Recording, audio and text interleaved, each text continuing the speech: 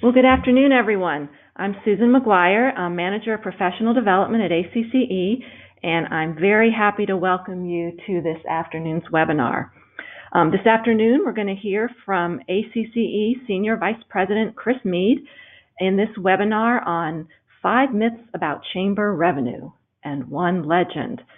So we sometimes think we know all about what works and what doesn't work in chamber revenue, but do we? In Chris's presentation today, he'll show that prevailing opinions are sometimes wrong. Before I turn the program over to Chris, and I know you're going to enjoy it, I do have a few housekeeping notes. First, as usual for our webinars, attendees are in listen-only mode during the webinar to avoid background noise. Second, after Chris's presentation, we will have time for some questions, and you'll be able to ask those by using the question function of the webinar. The question box is on the lower right-hand corner of your screen. Just type in your question and I'll read the question to Chris. So you can type in the questions during the webinar, but we'll save them till after, or I'll also give you a few minutes after Chris's presentation to type in questions. Now, if we run out of time and we don't get to your question, or if you have a question that you would prefer to discuss with Chris offline or with me offline, that's totally fine. Just feel free to contact us directly. Chris's contact information will be included on the last slide of the presentation. Or if you type in a question and we just don't get to it, we will get back in touch with you. Third, this webinar is being recorded and it should be up on the ACCE website on the ACC University webinar page by Monday, April 9th, if not before. And when I get a little bit further to the end of the webinar, I'll let you know how to get to that page. Also, the presentation slides are uploaded to the webinar panel on the right-hand side of your computer screen. So you just need to click on the presentation to download it. If you aren't able to download the presentation slides for any reason or you don't want to, that's totally fine. I'll post the slides along with the webinar recording. So with that, I'd like to introduce our speaker. Chris Mead is Senior Vice President of ACCE and is responsible for sponsorship, advertising, membership, and development. Chris has been with ACCE since November of 2002. His previous experience includes serving as Vice President of the Council for Urban Economic Development, now the International Economic Development Council. Chris has written a book called The Magicians of Main Street, The Story of Chambers of Commerce in America, 1768 to 1945. An epilogue takes the story up to today. The book was published in the summer of 2014 and is available on Amazon.com. Chris lives in Oakton, Virginia, and is married to Laura Lewis Mead and has 2 daughters and a son. So thanks, Chris, for being with us today, and take it away. Susan, thank you very much. I should take that back about Amazon.com. I won't say I'm exactly like Donald Trump. I know he doesn't like Amazon. I took my books off of Amazon because they kept telling me, move them here to this warehouse and that. So now I just sell them myself. And meanwhile, on Amazon, they're selling used for like $90, $100, so don't buy them there. All right. 5 myths about chamber revenue and 1 legend. What I'd like to do today is talk a little bit about these ideas, but the main thing I want to do is just encourage you to think. Don't assume that what everybody's saying about chamber revenue is always correct. So I've kind of broken it up into these 5 myths, and then 1 very interesting little postscript that I'm calling a legend. And see what you think. Let's start with myth number 1. Total resource campaigns are trending down. Well, before we talk about the downtrend, what is a total resource campaign? I'm going to read this definition to you since it's short and simple. A TRC is an organized, usually annual fundraising activity making extensive use of volunteers to sell memberships and especially sponsorships. In most cases, the most productive volunteers are rewarded with cash or trips. You may have heard of or seen Facebook pictures of, or whatever, chamber members in Cancun or Las Vegas or New Orleans or wherever celebrating on the nickel of their chamber because they brought in a whole bunch of money to the chamber by getting their friends and business acquaintances and so on to buy memberships and especially sponsorships in the chamber. Well, why should you do a TRC? Here's one very good reason. See that writing in red? 35 to 40%. That's the average amount of the total budget of chambers that use TRCs that are clients of the leading company in the field called YGM. So imagine if you could add that kind of money to your budget, what it would mean for your chamber. It's a big influx of cash, and so naturally, that's why people do it. You can see, next slide, some of the larger campaigns here. These, I believe, are all clients of YGM, who my good friend Jason E. Eby has helped me with this. You can see from Montgomery down to Alexander City, Ankeny, Iowa. Now, some of these are not giant cities, but giant chunks of change are coming through. Let's try the next slide. Some smaller TRC campaigns. One interesting thing about this group that we've taken here, and this doesn't represent all TRCs because some of them do come from other regions, but every single one here is from the South or the Midwest. Would you mind backing up one? And Susan, see, they're all from the South and the Midwest. That's where TRCs are popular. And they seem to be, if anything, increasingly popular. Oh, but let's not forget, next slide, look at those numbers. So we saw some big ones before, but they get really big. I don't know what it is in the water in Oklahoma, but those are some huge total resource campaigns. Charlotte's big, Waco's big, and there are other ones too that are very impressive. I couldn't list them all here. And there's evidence that TRCs are expanding. There's other evidence. Look at this from YGM, again, that company that pretty much dominates the field of management of total resource campaigns. A growth of 13% per year in the revenue of YGM clients from 2015 to 2017. So the last 3 full years, 13% per year, a lot better than Consumer Price Index. I'm sure a lot of us would love to see our chambers or our own bank accounts grow at that level, at that speed. And then YGM itself is getting new clients at an increasing rate, a growth of about 15% per year over the same 3-year period. So something's happening, and you can see chamber activity with total resource campaigns all over. I was really surprised when I was making a bunch of phone calls a few years ago in Alabama, and it seemed like every other community had a total resource campaign going.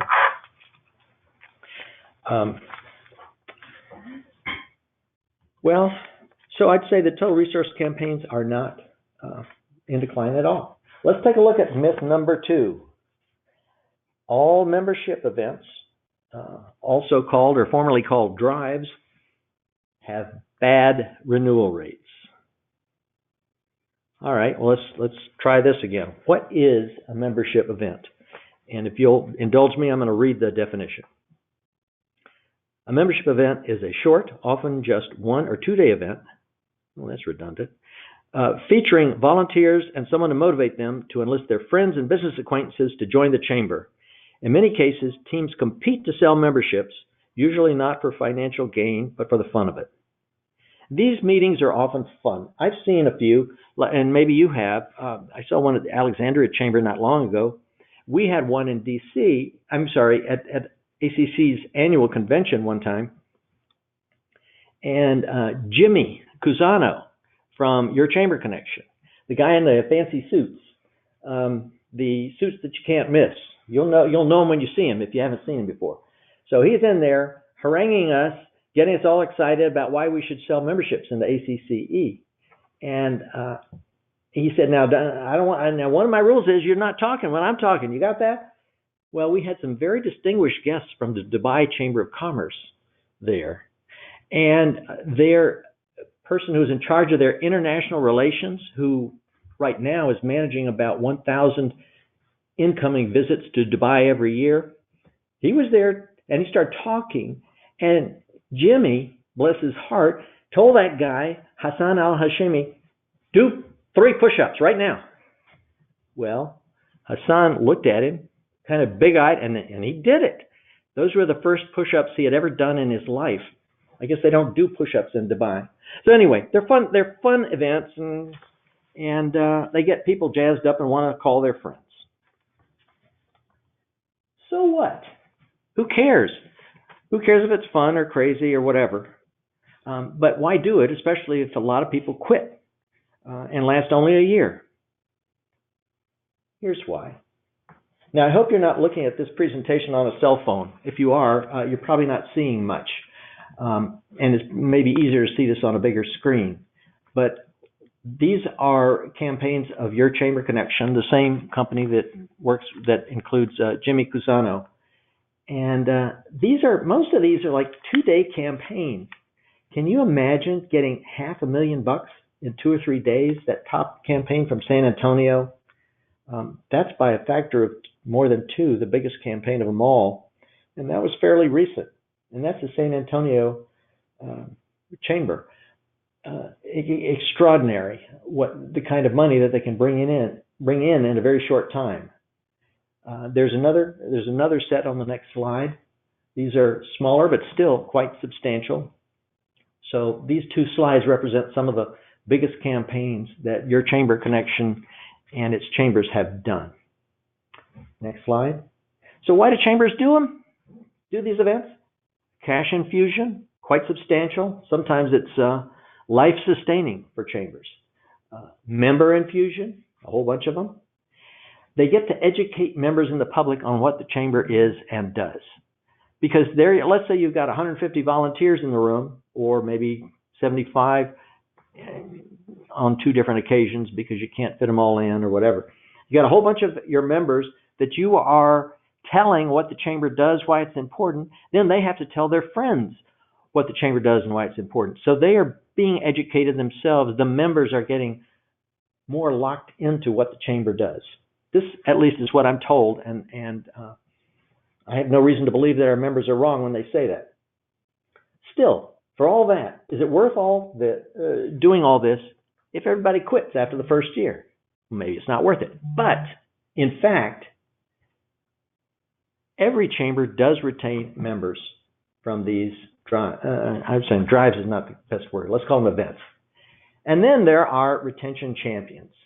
And I've got a few of them here, 3 on this page, 2 on the next. Look at Tuesday night. That's San Antonio, the one that had that magnificent performance with $501,000 in revenue last year. I think it was October, I think. No, I can't remember the month. But just extraordinary. We don't know the retention rate yet because they just came on board. How about their 2 other campaigns in the last few years? Well, 39% first-year retention, 2015. That's not bad for a membership campaign. Year 2, we don't know yet. And it was a step up from the previous year when it was 34% in the first year. So they may be learning some things. I think they are learning some things. They're following the instructions on what you need to do. I can tell you about those in a second. But look in the second year, they got a 74% retention rate. That is, of those who are left from the first year. So they're cultivating a group of people who will become long-term members of the chamber. You can see down at the bottom, Gary Plummer, Wichita, same idea, with a crop of first year he gets 50% retention. Second year, of those who remain, he gets 60%. So again, gradually things move up. Chambers themselves that don't have these events do the same sort of thing. You get, the average retention for ACCE members that fill out our dynamic chamber benchmarking is about 71% for the first year members, and then it goes up after that because if they stay on for the first year, they're more likely to renew the second year, or and continuing further on. If you've got them for 3 years, you got them pretty much. But the same thing is happening with these. It's just maybe they start off at one level lower. But you do have to do things to get that 40 50, 60% first year retention rate for these kinds of chambers, chamber members. And they do all kinds of things. There's a whole booklet of things that they do, including a special kind of a business expo for the new members and more. Next slide, please. Tom Mullins, Tyler, Texas. He has the record for the highest number of individual membership sales for one of his drives. I think it was something like 914. A lot of those were individual people that got memberships. Still, quite impressive. And you can see the kinds of things he does to keep people active, involved in the chamber.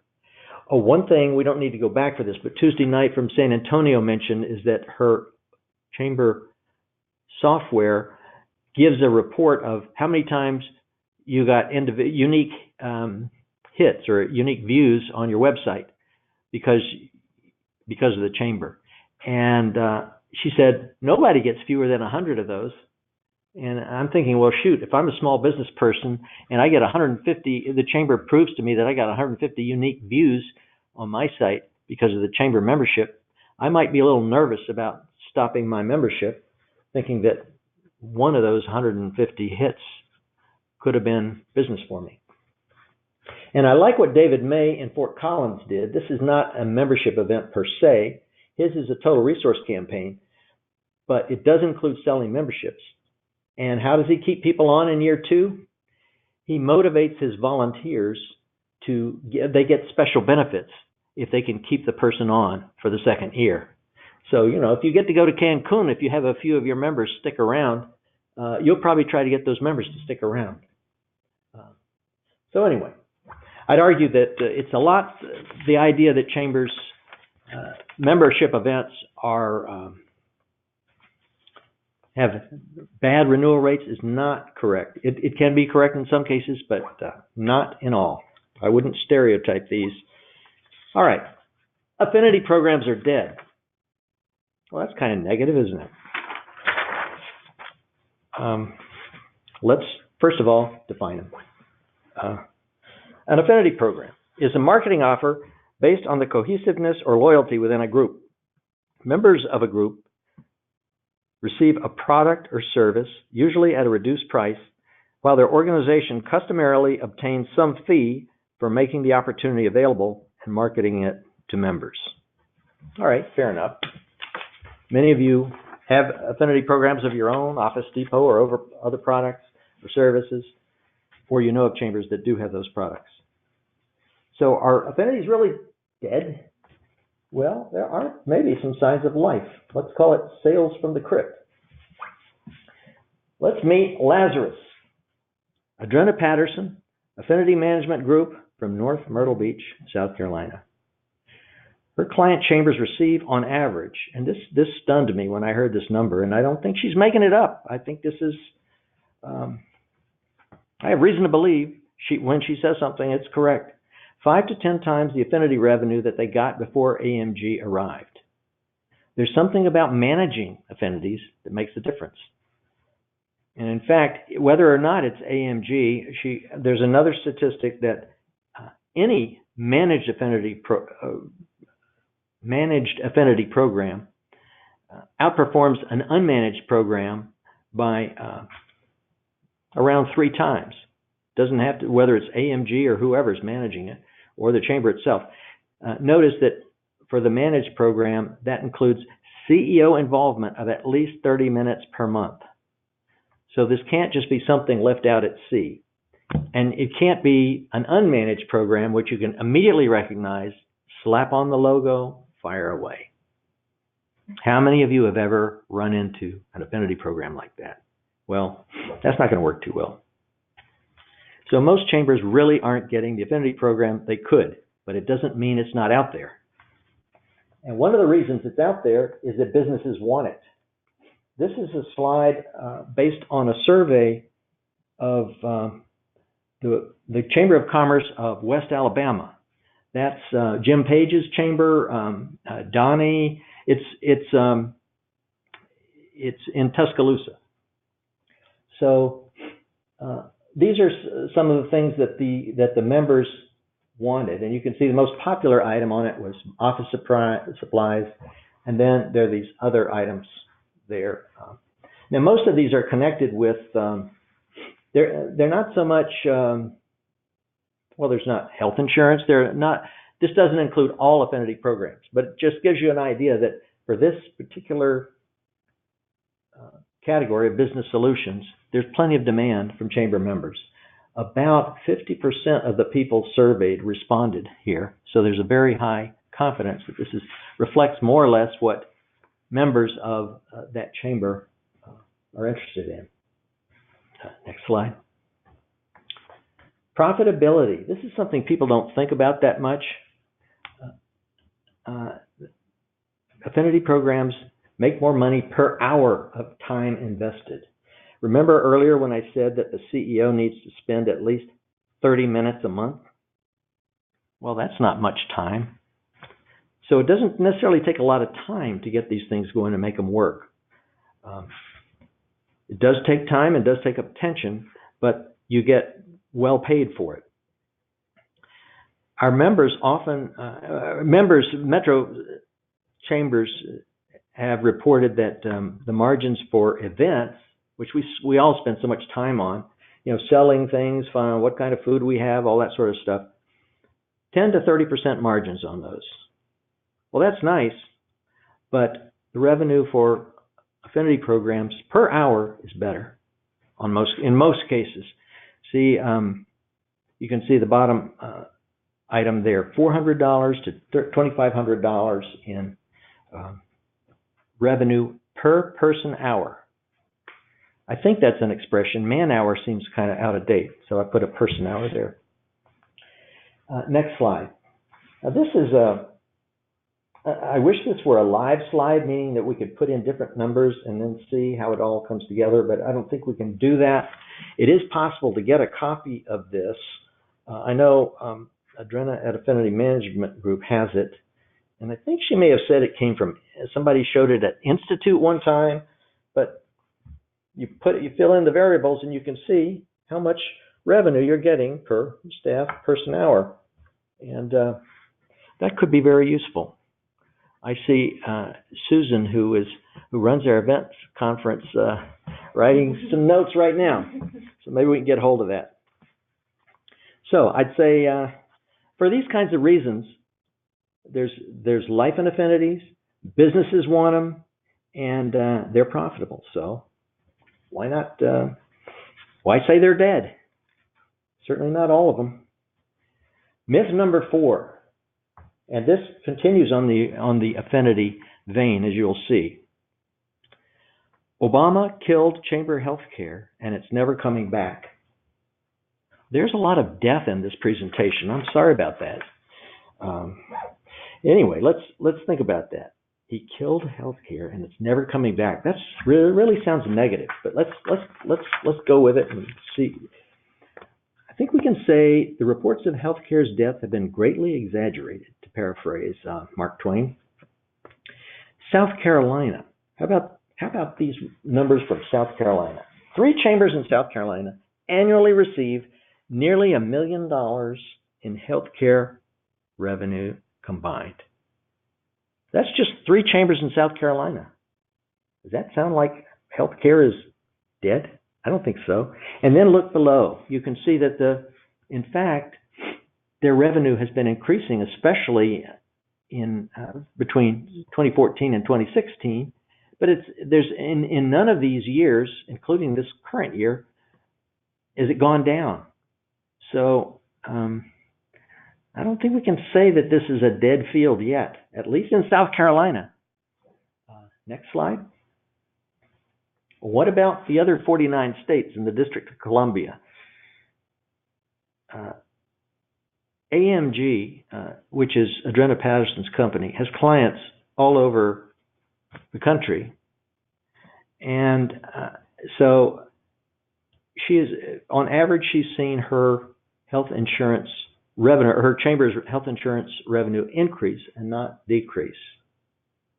So something for people to say it's all disappearing, I'm not sure that's inevitable. I'm not saying that there may be certain states where that happened and there's nothing that could be done about it, but I wouldn't say it happens everywhere all the time and there's no hope for anybody.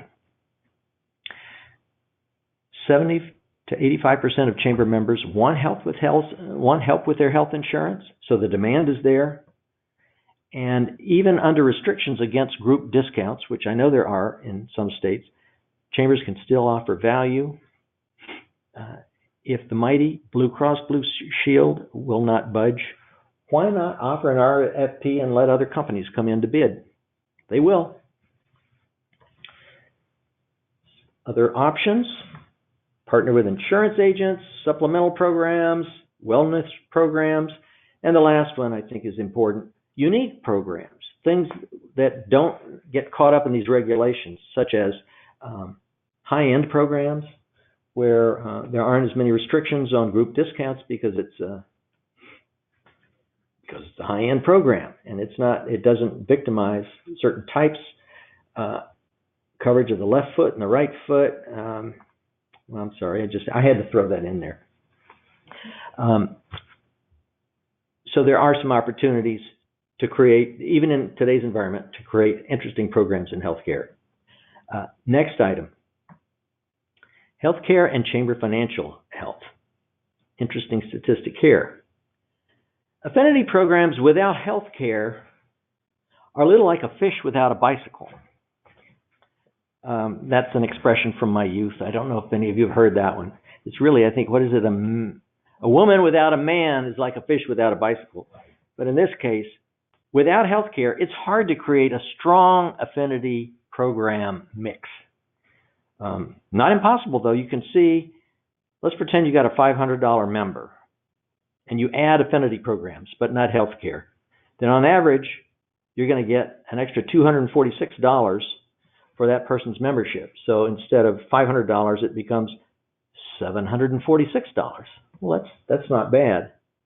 But if you add healthcare, you get not only the healthcare premiums, revenues, marketing fees, or whatever, but you also get a larger base to work with, because probably more people will join the chamber to get those kinds of benefits, and they will buy other affinity programs. So overall, if you add the affinity programs, if you add healthcare in there, then participating member, you get an extra $715. So that 500 member magically turns into a $1,215 member. Not bad. But healthcare, like everything worthwhile, needs you, a doctor in this case. There's a whole lot of change, and you can't just sit there and let it go by. I mean, my instinct is thinking, oh, it's so complicated, let's let other people work it out. But it is necessary for all of us to reach out to people who know things, like Adrena, like Steve Millard at the Greater Cleveland Partnership and Council of Smaller Enterprises. You can see him here. Steve knows as much as any chamber person in the country that I know of about healthcare and how chambers can work in the environment we're in today. And you can see his email there if you want to reach him. He let me put it on there. I asked him because I knew he might get flooded, but that's okay. Because it's not going to me, it's going to him. Sorry, I'm just kidding. So next slide. So this is a play on that book, Cancer, the Emperor of All Maladies. Healthcare is the emperor of all affinities. It's something on which you can build all the rest. And it may never be quite the same, but it's not dead. The patient is not dead. Next slide, please. Thanks. Myth number 5. Chamber travel ran out of gas. Have you heard that before? Oh, chambers don't really want to do that anymore. That's old school. No, can't do it. Well, let's take a look at some interesting facts to me. ACCE has an official corporate sponsor and travel sponsor called Aventura World. You may know Ian Scott, and that's not ACCE's Ian Scott, who's now with Charleston Metro Chamber. It's the other Ian Scott, who's a traveling man, who English. And, well, he's a U.S. citizen, but he has an English accent. So they report a 52% increase in first quarter bookings 2018 to 2017. Now, that doesn't sound too bad, does it? To me, that doesn't sound like running out of gas. But why is that happening? Well, Ian has this kind of two explanations. One is maybe we're just getting used to this turmoil, or there's less turmoil, or for whatever reason, people feel more comfortable, or they're just tired of being nervous and they just want to go. Number two, there are chambers that are trying overseas trips for the first time, 32% increase over last year. So it's a good environment for international travel now. And then there's China. Our China travel sponsor is SITSLink. My friend Leo Liu is a chamber that is pretty much invented chamber travel with his first trips to taking people from the U.S. to China in around the year 2000. And he works almost exclusively with chambers. We'll conduct hundreds of chamber China trips this year. I don't know the exact number, 300-ish maybe. I don't know, but it's a whole lot. And I know that recently he was in the New York area, and I'd say 70 to 80% of the chambers that he visited plan to take trips to China. Some have already scheduled exactly when they're going and the whole bit, and a couple have taken what he calls inspection trips to check it out, make sure that's what they want to do, but they want to do it. So there's plenty of demand there as well. So I think chamber travel is doing just fine. I'm not worried one bit about it. Okay, so what are our 5 myths again? Total resource campaigns, we talked about them, and membership events, affinity programs, healthcare, chamber travel. All of them, I think, are a whole lot more complicated, and in pretty much every case, less negative than a lot of the talk is about them. I think they're doing better than you might think. Some of them very well. Next slide, please. So a myth is as good as a mile. Sorry, I make puns every now and then. Don't jump to conclusions about chamber revenue. Think for yourself, or you could be making a big mistake. And now, for a brief look at, I mentioned there were five myths and one legend. And this legend, I was trying to figure, well, I already got my 5 myths, but I really want to talk about this too. So I realized it's really kind of a legend. And it's a huge thing for chambers in funding. And you just can't escape it. And the chambers that are doing it, there are very few of them who ever stop doing it once they do it. Capital campaigns. We talk about the Horizon 2025 project and all the thinking of the big ideas, the big things that chambers can do. Well, somehow you got to fund them. Big goals often require big money. So capital campaigns provide multi-year funding for major items that are not in the regular work plans of the typical chamber. At least they're billed as, and they should be, things that, I want to have 3 more staff people, so I'll do a capital campaign. It should be, I'm doing a capital campaign, or we're doing a capital campaign, because we need X, Y, Z in this community, and we've got to get it started. So I've got some slides that will point mostly just to examples of it and the size of they'll hint at the size of it, but there's no way I can list all the campaigns here. There may be this could be a starting point for us to think about how we get our arms around this very sizable financial piece of the chamber world. All right, this looks complicated. but it's kind of fun. As we talk about it a little bit, I think it'll become pretty clear.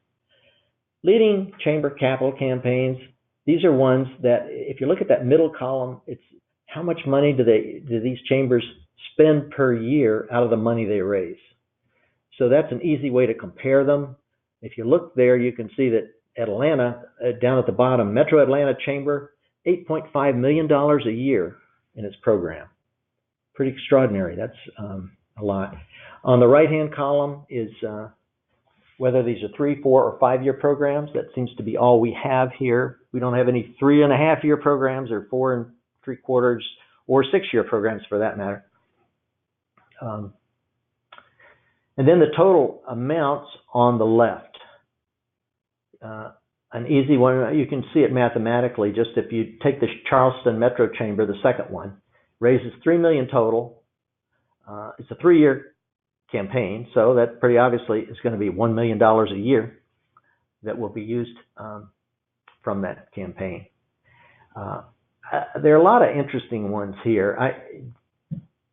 Our host for our annual conference this year, Des Moines, Susan just went, she mouthed the word wow, and I have to agree with her.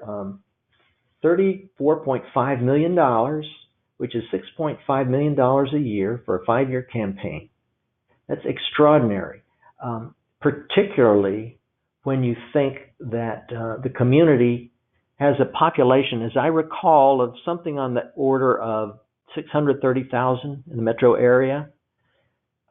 That's a lot of buck for your bang, your population bang. That's a real commitment to growth and improvement of the community.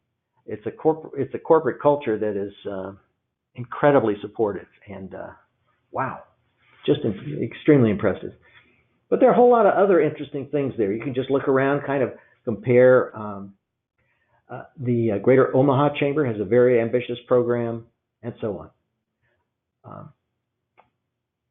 So this slide will be, you can look at it more later. I just thought you might want to glance at it now. Could we take a look at the next one? So this is some summary statistics of that previous slide.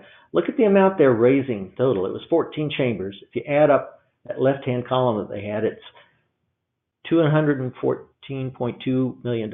That's more than $500 million they're raising. Just those 14 chambers. If you add up all the budgets of all ACCE members, at one point the total was, if you leave out the U.S. Chamber, I think the total was around $1 billion. Now that $214 million is spread out on an average of 4 years, so it's really more like $55.8 million per year. No matter how you look at it, it's a big chunk of the overall budget of all ACCE members. It's a lot of money. And that's just 14. We have many, many more capital campaigns than the ones you just saw there. I'll show you a few smaller campaigns, smaller but interesting. This is Power 10, a cool company out of Atlanta. Sean McCullough is helped me think about some of this one. They also have a chamber on the previous slide, which is, or the slide before, which is Greater Louisville Inc., which is a bigger campaign.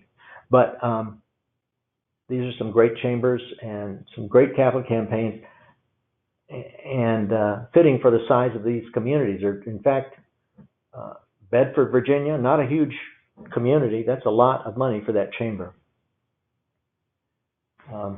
They're all 5-year campaigns there. Next slide. This is another good friend, Tom Mux from Funding Solutions. All of these are in Alabama, and there are more in Alabama. He's based in Austin, has a bunch of different campaigns, but you can see, and these are some great chambers too, just by the way. We already mentioned the Chamber of Commerce of West Alabama. And so they're getting a significant chunk of their budgets, overall budgets, from these campaigns. These, as I was saying earlier, are basically kind of the tip of the iceberg. We can build something bigger. Here I am trying to make work for, I'm not looking for work, but I just find it interesting. This probably won't turn into a 500-page book on the history of chambers of commerce like my last mistake. I love that thing. But if you have your own campaign you want to send with the basic kind of information we have, with the total amount raised and the amount per year and the number of years, please send it on, and I'll kind of start an Excel spreadsheet and see what it ends up with. There's my email address. So there we have it. 5 myths and 1 legend. Chamber revenue, to me at least, and I hope to you, is endlessly interesting. Let's stay curious. Let's continue to think, and we'll get better. Revenue is a reflection of what chambers do, what our members and the public care about. It's not just dollars. It's not just a stack of dollar bills or $20 bills or $100 bills. I hope you found some food for thought here, and I hope your wide awake, unbiased thinking leads to money in the bank for your chamber and for you. Thank you for listening. All right. Well, thank you, Chris. That is a lot of great food for thought, impressive, and I appreciate you putting together those statistics and sharing those with our participants. Now, as we said, we have time for some questions. So I'm going to take a look at this webinar, at our question panel. If you haven't had a chance to type in your question, go ahead and do so. They will pop up here at the ACCE office, and we will answer as many as we can. So, Chris, if you want to Sure. take a look, and we'll just start at the top and go through them. I see that one with top one, membership on it. Yep. I know ACCE very well and what they've done, and Jay does a great job too, Jay Handler. So I would encourage you to talk with him as well. And Jay, I think that's a great idea. It's another firm in this field that, and there's so very few, and there for a while there seemed like this one was the only one, but I know that Jay is very good at what he does.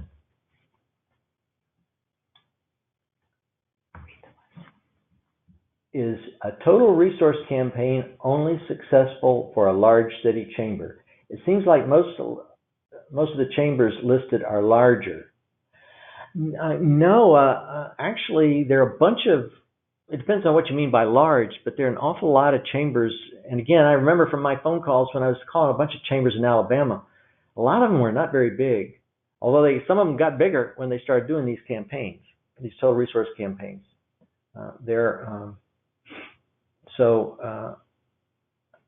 If you want to talk to me later, give me some more information about the size of your chamber and so on, and I'll see if I can help you on that. But a lot of smaller chambers do them. Parker Hardy, good question on travel. Does anyone set up trade missions, not just leisure travel? Well, especially people that are involved in economic development, chambers that do a whole lot of economic development. It's kind of like you want to do more trade missions. That's more along the mission you would think of what a chamber does. The fact happens to be that those things are very labor intensive, and you're not going to fill up, it's going to be hard to get 50 people on an airplane and have everyone happy on a trip like that. Whereas, you might get a dozen people with the governor. They just have so many special needs that it's just, you can do it, but I would not expect, I would do it less to make money on the trip than to accomplish whatever objectives you have. But the money is more on the leisure side. That's just the way it is. For example, on China trips, Leo kind of gradually reduced the amount of offers of the business meetings because everybody wanted to see the sites. And so he has some great business meetings, but they're mostly after hours because people don't want to give up the chance to go to the Great Wall or wherever. Barbara Johnson, can you recommend a good source of learning on the basics of how affinity programs work? Now, I don't know what the ASAE has, the American Society of Association Executives. I would imagine they have something. We may have something on our website. One of the people who knows the most is, and I've mentioned her name, I hope not too many times today, but Adrena Patterson in North Myrtle Beach, South Carolina, could probably be a big help there. And she's not shy about sharing information. She won't say, I'll give you half an hour, but you got to pay me, $500. She'll share the information with you. Also, when I post the webinar recording, I'll find some of our useful information pages, our hero information pages on affinity programs, and include that link right there. So that may also help provide some basic information to get you started. Okay, Michael Gallops, what a wonderful question. Although, I probably made 25 cents an hour for the 7 years I worked on this book, but I've loved it to pieces. The question is, where can we buy Chris's book? His website has a link to Amazon where the book is $111.51. Well, I sell them for $30 plus $4 postage. So just shoot me an email if you want one.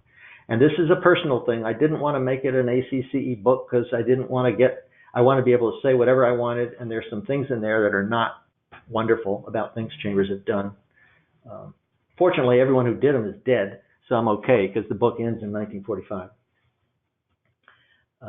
Joan, that's a good point about the stats for smaller chambers, and I think there's probably a whole lot more that can be done with how these things are put together, listed, and so on. This is maybe, I won't call it an initial effort, but we could do more with this.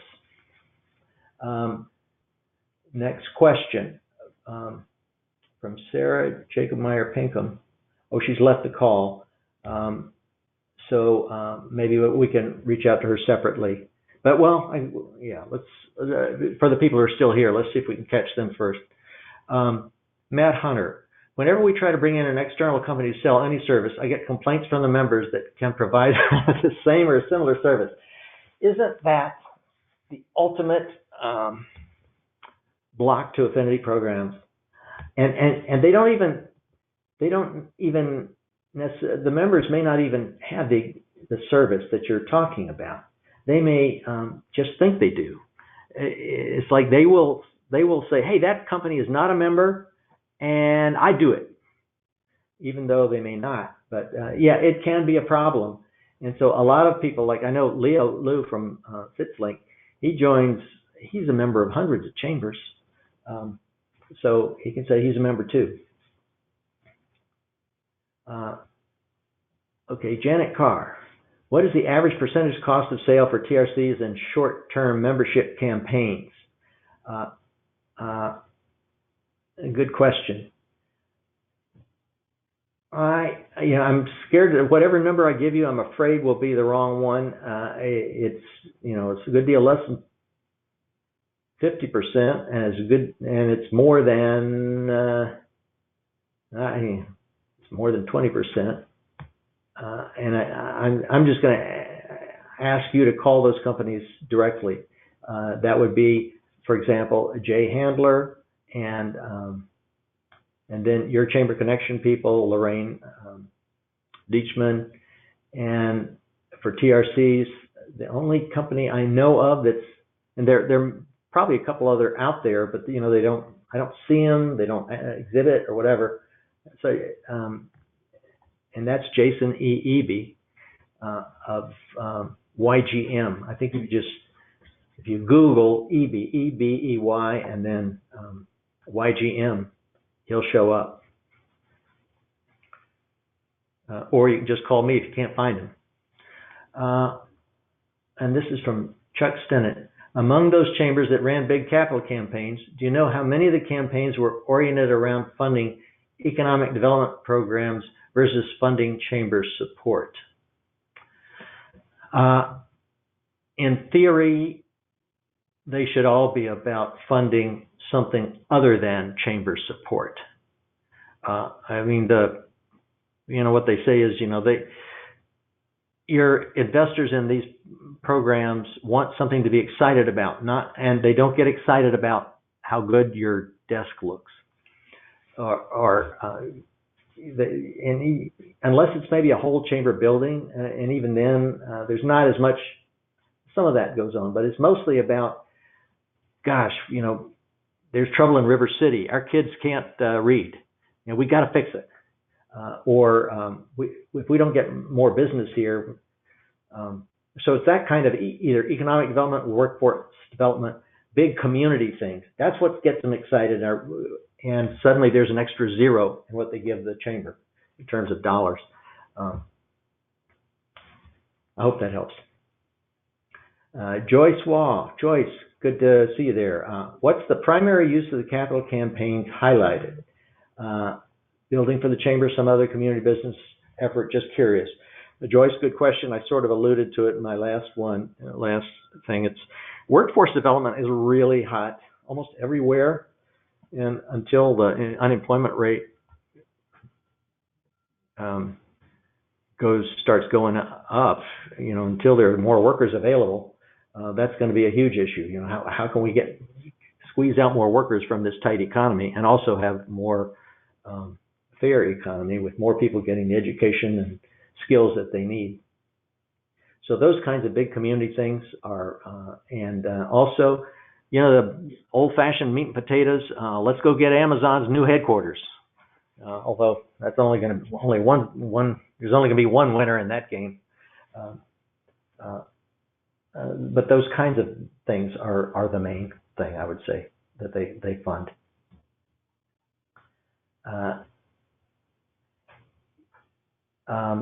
My board doesn't like the membership event like the Your Chamber Connection because they feel it diminishes the perceived value of the chamber. What would you suggest regarding the frequency of doing this kind of membership campaign? That's Eric Lund. A good question. These things aren't for everybody. Some people like Jimmy's bright suits. Some don't. It's just, I don't know if it's a culture thing or just a whatever. I get a kick out of it just because I don't see it every day with in my ordinary walk of life. And I find him kind of motivating in many ways. So I sat in one of his sessions and at the convention a year or two ago, and I thought it was I liked it. But if your board doesn't like it, that's that pretty much. So in that case, I don't know what you do.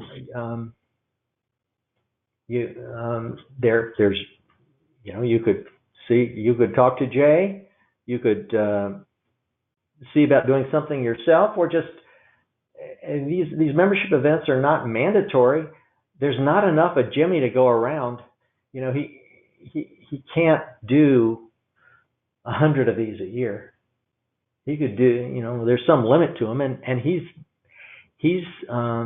their main salesperson. That is the person who sells chambers or chamber members on how to get more members for their chamber.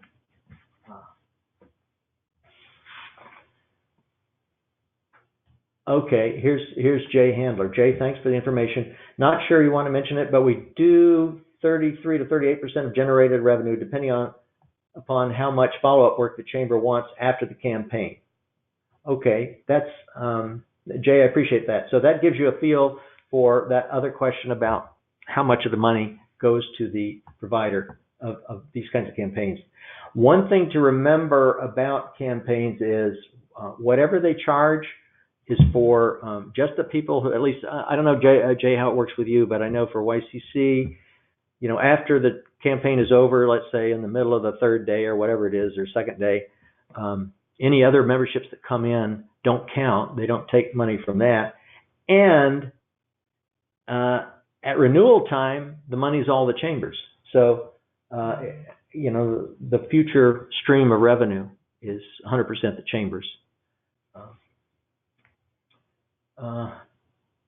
Okay, and Jay says that's the same for him. So I hope this has been helpful. It's been a pleasure for me, and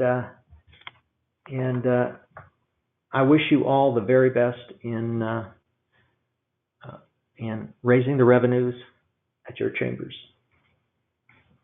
Okay, well, thank you, Chris, and thanks all of you for your questions and participation. Really appreciate it.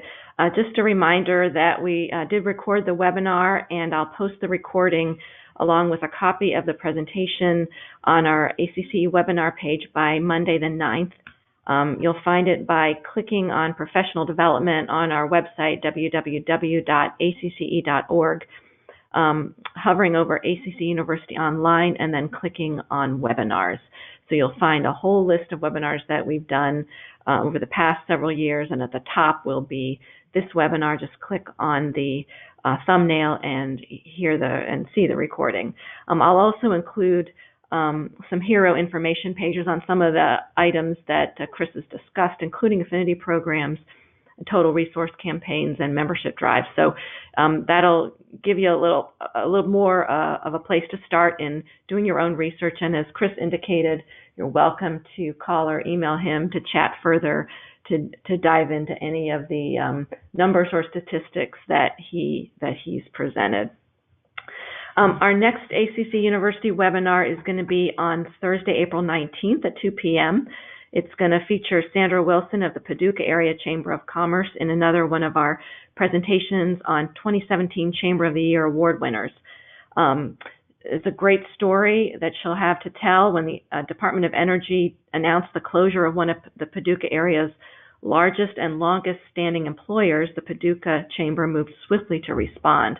It took the lead in bringing major community organizations together to secure funds for cleanup of the former industrial site, including a 10-year contract for the lead contractor to ensure stable, high-quality jobs for employees and protect the local environment. So it's a great story. Join us on April 19th to learn more about that process, the outcomes and the results of building and implementing a positive advocacy position. You can register for that webinar on our ACCE events page, which you can get to by clicking on professional development, hovering over events, and navigating to and clicking on upcoming webinars. So thank you again, Chris, for taking the time to present today's webinar, and to everyone for your participation and interest. Wishing you all a terrific afternoon. Bye-bye.